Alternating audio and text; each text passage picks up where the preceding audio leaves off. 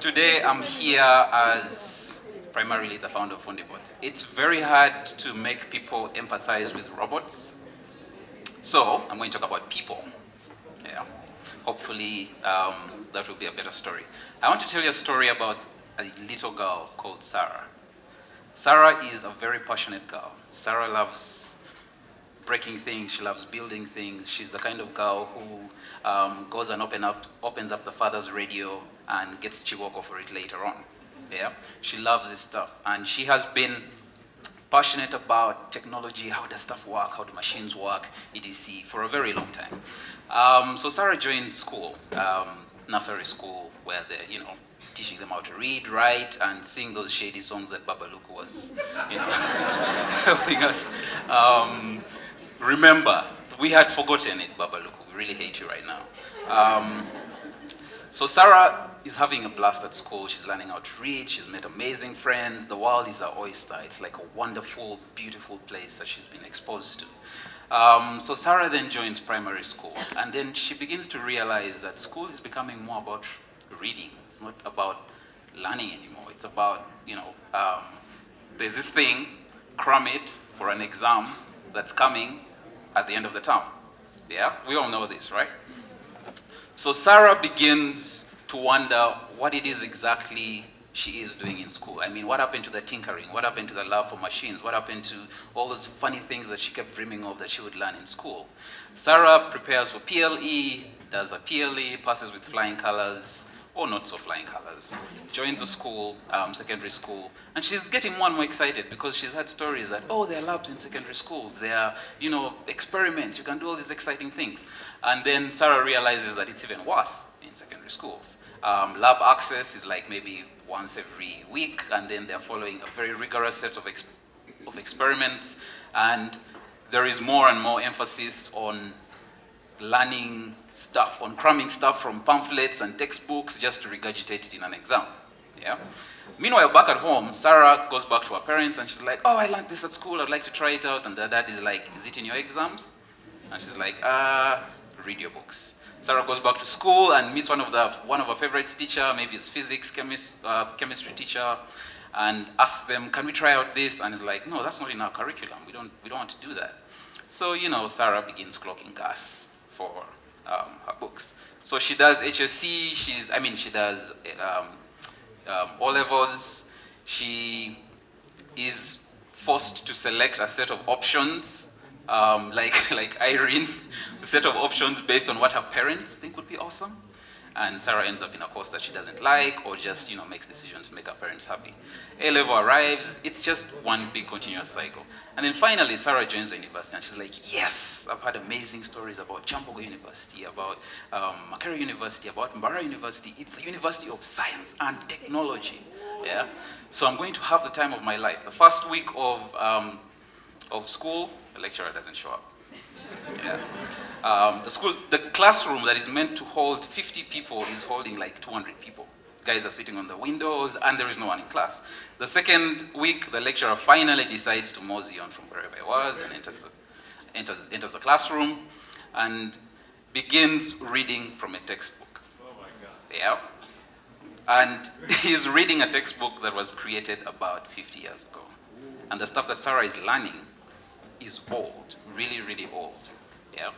So even the lab experiments become fewer and fewer, and by the time Sarah graduates from university, she is a part of a team of 20 students who are working on this awesome project to build a traffic light system. This is something that Sarah could have done in her P5. Yeah, but that's a final year project. Sarah graduates, applies for a job, and the job opportunities require 4 years work experience. Yeah, Sarah is a fresh graduate. The ones that don't require work experience are like, what do you know? What can you do? Sit in front of this computer. You're a computer scientist. Or show us something. Sarah is like, they didn't teach us that in class. Yeah. So eventually, Sarah becomes a technician at some entry-level position. Her gas is just clocked completely. Yeah. So Sarah, gum clocked. So Sarah's dreams have been systematically crushed right from childhood. Yeah. And she's in a place where she's doing, it's not a bad job. Yeah. She's earning a paycheck, her parents are happy, she can, do things, possibly fast track to marriage, those kinds of scenarios. But Sarah is at this desk, and she's like, all I got from my education was this piece of paper. Yeah? I expected to change the world. I'm here changing tires. Yeah. Sarah's story is your story. Sarah's story is my story. Sarah's story is the story of 100,000 kids in Uganda. Sarah's story is the story of millions of kids in Africa. Now here's the thing. Sarah is extremely privileged. She went to school. She graduated. She has a job. But think about the other millions of kids who have not had the opportunity to even see what a classroom looks like, to see what a lab looks like. This guy is looking up at the sky and saying, how do aeroplanes work? And then he goes to his farm for the next 50 years of his life. Yeah, what happened to that passion? Now, imagine if we could rewind this clock and go back 20 years ago, at that age when Sarah was curious, at that age when Sarah was exploring the world. Imagine if we got her out of this environment that is forcing her into a place of conformity, mediocrity, just useless education, and put her in a space where we're like, Sarah, look, you love technology. You love machines, you love engineering. Here, have fun. And that's where Fundi Bots comes in. Fundi Bots is an organization that I created in 2011. And it has been my childhood dream. Seriously, guys, I started thinking about Fundi. Back then it had lots of weird, really, really geeky names. But I started thinking about Fundi Bots, I think, yes, worse than Fundi. Oh, for those of you who don't know, Fundi is a Swahili word that means artisan, technician, craftsman. It's sometimes very derogatory. Well, that guy is just a Fundi. Yeah. But we want to change that, because we think we are all Fundis. We are Fundis. We use our hands. We make stuff. We fix stuff. Yeah? I started Fundi Bots because I was in a position like Sarah's very many years ago. My parents they were educated parents, yeah? But they did not support my growth as a creative and innovative person. So Fundi Bots uses robotics training. Yes, I'm finally talking about the robots. Fundi Bots uses robotics training as a very good excuse to teach kids practical science education. I call it an excuse because the process of building a robot is a very immersive process. Basically, if you want to make a machine move from this place to this place, it doesn't matter how simple or complex it is. You're going to learn about electrical engineering, you're going to learn about computer engineering, you're going to learn about programming, you're going to learn about mechanics, you might even learn about biology. During our discussions, we discuss biology, human anatomy. We discuss psychology. What if robots get feelings? What if robots become alive? Can people marry robots? All that is human psychology. And we go into issues of ethics, artificial intelligence, and these are natural conversation points that happen during our learning process. And we encourage all of that.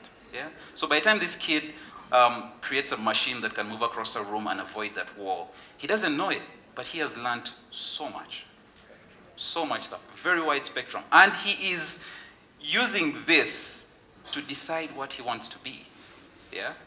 It's not just about being a roboticist. He wants to be a mechanical engineer, a chemical engineer, computer programmer, computer scientist, whatever. He's basically getting access to the exact tools that are being used out there. Some of the tools that we use are being used by NASA. Some of the tools that we use are being used to send probes into space. Yeah? And these are kids getting access to these tools as early as 7 years old. Yeah. So we are hoping that over the next 5 to 10 to, whatever number of years, we are hoping that we can create, and people like saying that I'm creating minions for a robot army at some point. I am not. I am not. We want to create a generation of thinkers, of innovators, of people who look at the world through them and say, what problem can I solve using the technology I've learned? Yeah? Having a robot avoid an obstacle, you are basically creating a system that can detect the environment around it. We've had trainings where we ask students, after 3 days of training, we're like, so what can you do with this? And the kid is very serious and says, so I can actually tell this machine to open the gate to the cattle kraal at 6 a.m. and the goats go out, and I don't have to do that. Yeah? Or I can create something that pumps water from the borehole and brings it to my house. I don't have to fetch water. Yeah? We are enabling them to think creatively. We're enabling them to solve the problems around them. And you won't believe that some of the kids who've built robots, by the time we started our training 2 weeks ago, they had never seen or touched a computer before. I'm going to show you some pictures in a bit. These are kids who were deep in the village and they are learning to program in Scratch. They are learning to connect hardware, connect sensors, and when he screams, the cat jumps, or when the light goes dim, the sun on the screen goes down. Little things like that. To them it's fun, to them it's play, but we are creating inherently important mindsets within them. Yeah? And we have been very privileged to have the support of very large organizations that have helped us set up our spaces, have paid for some of our salaries, etc. But the biggest support we have had is from every single one of these people seated here, out there on social media, who say, oh, Solomon King, he builds robots. I'm like, yes, we build robots. It's called Fundi Bots. Look at the website. We have had tremendous support from people like you who collectively call yourselves Fundis. We are hoping, this year that we'll run a campaign that says, I am a Fundi, and, we'll get a few of you to proudly proclaim that you're Fundis. Yeah. So we have a very huge goal. We are building our own curriculum, because one of the issues with the curriculum out there with regards to robotics, they make a lot of assumptions about what your audience knows. So they assume that your audience has access to a computer. Well, they assume that they've seen a computer before. They assume that they have access to the internet. They assume that they have access to electronic items. We have machines that our students build from paper mache, from butida. You know butida, eh? Yeah. From wires, and kids are building robots. I'll show you a couple of videos of some of those. Yeah. So we are creating the mindset of, look, this stuff is expensive, yes, but it does not necessarily mean that you have to use the expensive versions. What can you create? How can you be creative? Right now, we are working on a lot of solutions, and we have a team in Gulu, a team of Fundis who started with us, who are now working on farm automation systems up in the north.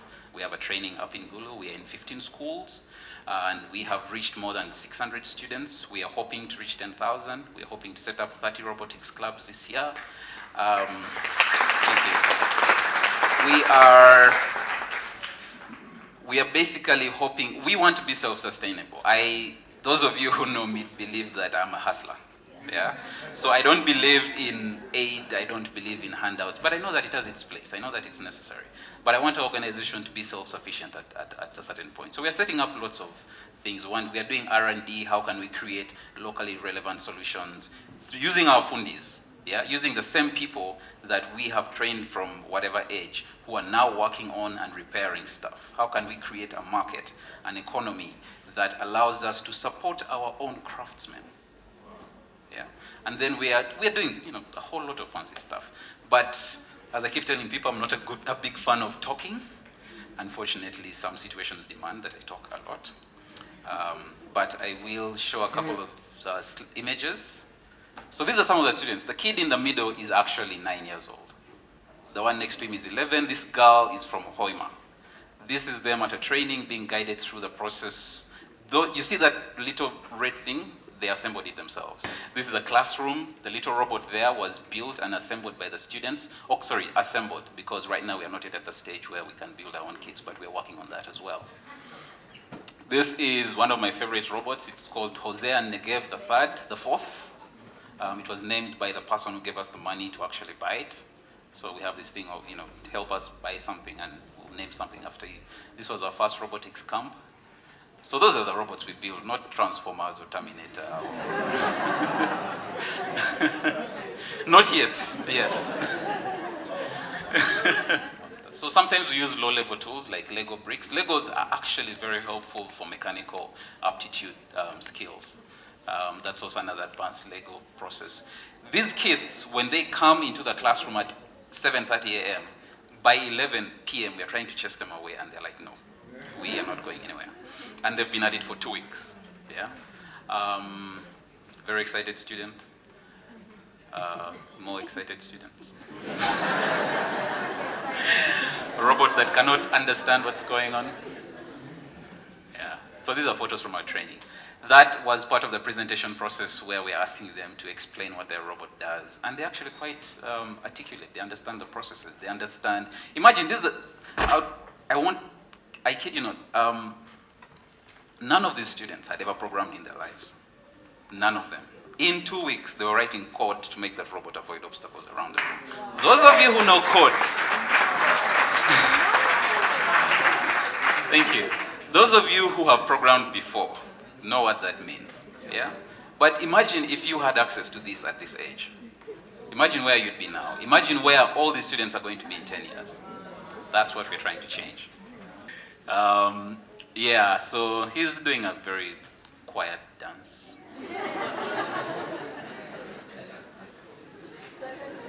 All right, so that is the first camp. This is part of like one of the sessions where they were testing out their robots. So that is actually programmed to move around, but we didn't have a lot of exploration space, so they were limiting it to the desk. I think the second day they added some sensors, and then it was avoiding obstacles. Yeah, that's a robot I was telling you about. That thing is like 90% local parts. Those treadmills are like bicycle chains. The motor is like from an old CD-ROM drive. The wires are the wire cars we used to make back when we were kids. This was something we're trying to do with autonomous drones, so we are using a joystick. So, the more, when he pushes it forward, it spins faster, and when he pushes it back, it slows down. And that stuff is hard, you guys. That stuff is really hard. So, and this guy is called Victor, he's like our superstar. Without him, Fundi Bots would be a tiny little project still in my bedroom. He basically he manages our lab. He's pretty much in charge of operations at Fundi Bots. And he's a high school dropout, just like me. But he is teaching university students electrical engineering. Yeah, he's a high school dropout.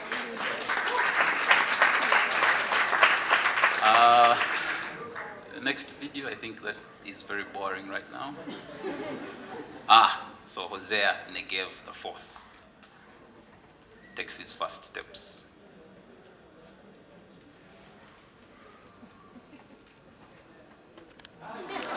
I know, right?